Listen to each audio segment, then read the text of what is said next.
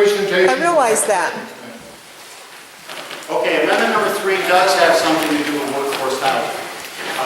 It's taking the section of Article 3, which is the definitions section in the zoning ordinance. And what it's doing is amending the definition of cluster development. Now this cluster development definition, and then there's a whole section in Article 4 of the zoning ordinance. That's been in town, part of the Sanborton zoning ordinance since the early 2000s. And has been used and is viewed by the planning board as an important part of the zoning ordinance. The consultant who worked with the town planning board advised that we add the provision that you see there in the bold italics to change single-family dwelling units to simply dwellings, and to change, to add a new sentence at the end which says, this provision includes an opportunity for workforce housing consistent with the state statute that's cited there.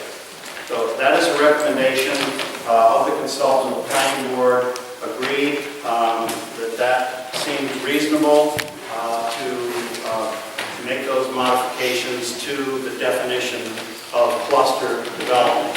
But this one, amendment number 3, does pertain to workforce housing. Amendment number 4 does not pertain to workforce housing.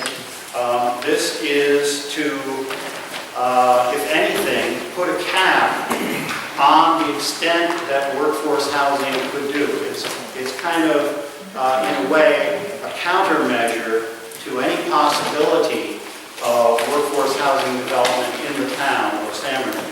Right now, the definition of multiple family housing is 3 or more families per building.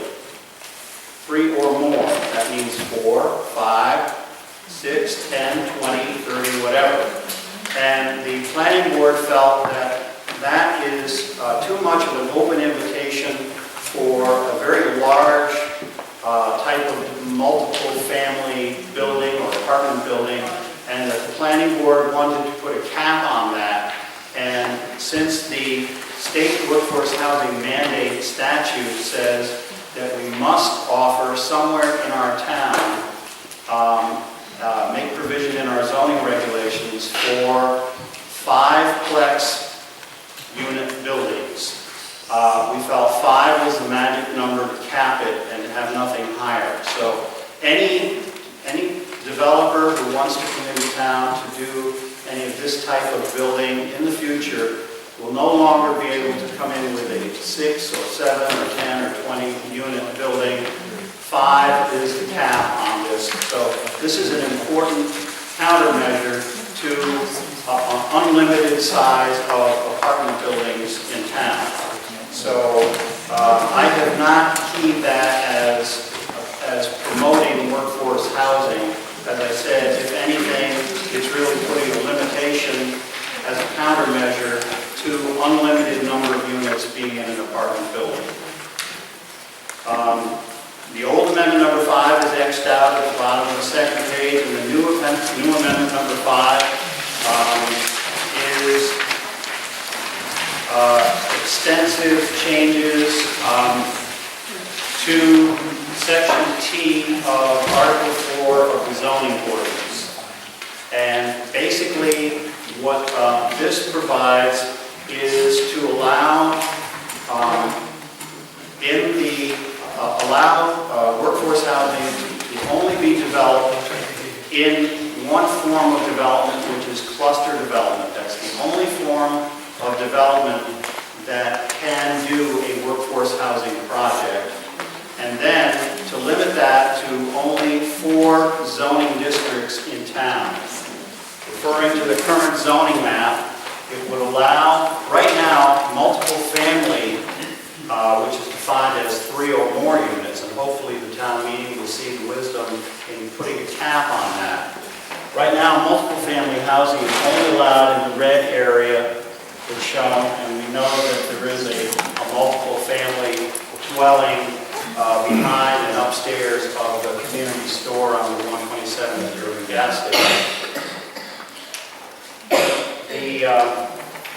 The proposal is to allow workforce housing in the commercial zone, also to allow workforce housing as a cluster development in the general agricultural, which is the light green, in the general residential, which is the pink area, and in the historical preservation, which is the yellow area. Currently, cluster development is allowed throughout the entire town. All 6 zoning districts, and by far the largest is the dark green, which is the forest conservation.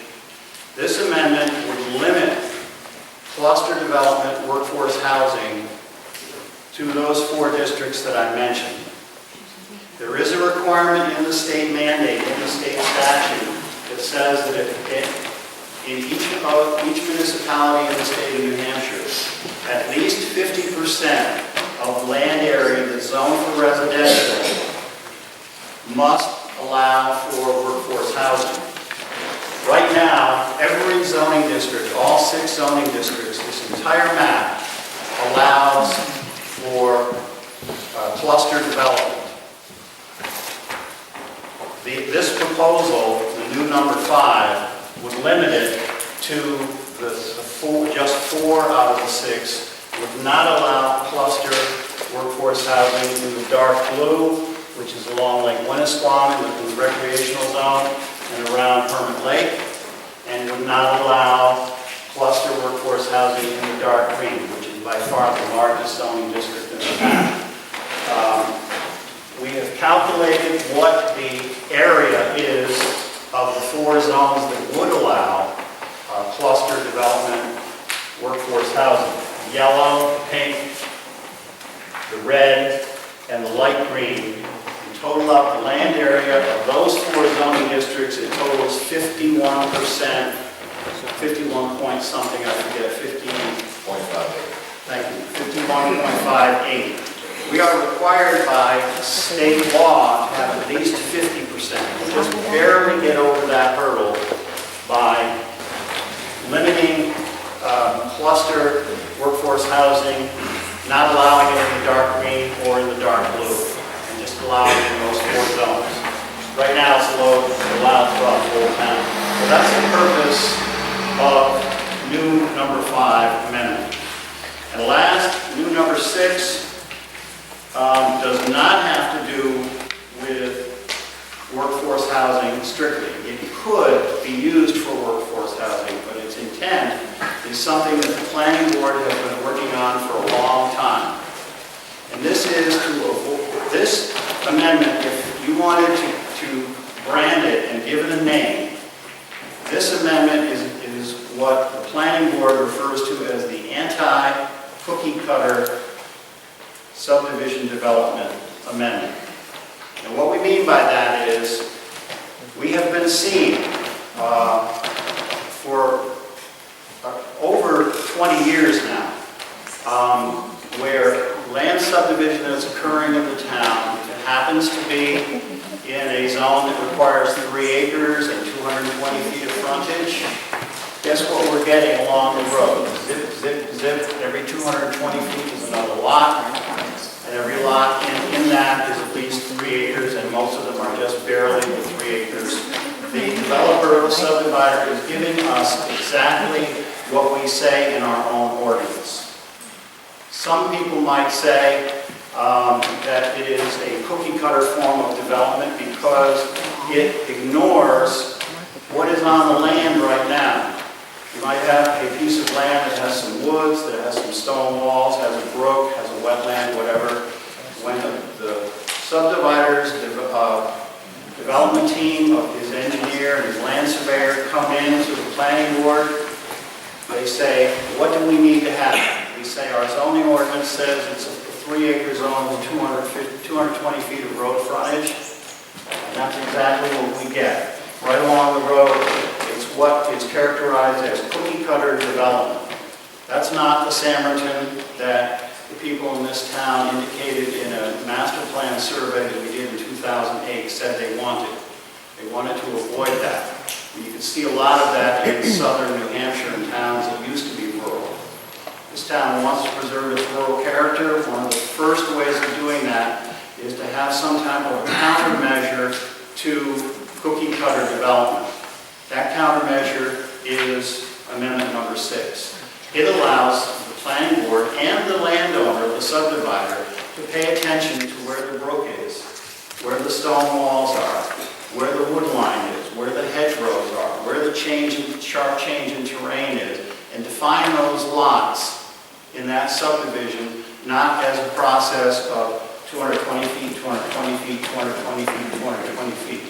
If that stone wall happens to be at 187.5 feet, and it makes sense to have that as a boundary line, that's where you draw the boundary line.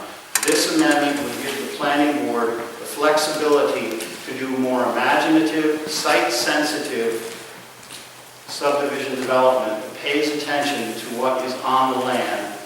What are those features of that property that we've been driving by for generations of our own family or our own experience? And when it is subdivided, that stone wall will be important. Where that woodland edge will be important, where that hedgerow is, or that stream, or wood brook, or whatever, those things will be important. They will be taken into consideration, and the planning board will be allowed some flexibility to look at those things and get that kind of land subdivision development coming into Sanborton rather than the cookie-cutter approach of 220, 220, 220 right down the road. So that's the purpose of Amendment number 6. It is not intended to be focused strictly to workforce housing. It could be conceivable that that might also be used by workforce housing, but even if this workforce housing thing never even showed up on the horizon, this is good rural town planning to have site-sensitive development that's paying attention to those things that are on the land right now and not looking at it as though it's just a flat piece of white paper with nothing on it, and all it is an exercise of satisfying the 220 feet that's required in the zoning ordinance, or the 3 acres that's required in the zoning ordinance. So I hope that explains all of the proposed amendments, and I know that there were 2 questions at least, and there may be a few others. And then I'm going to, the rest of the presentation is going to talk about workforce housing.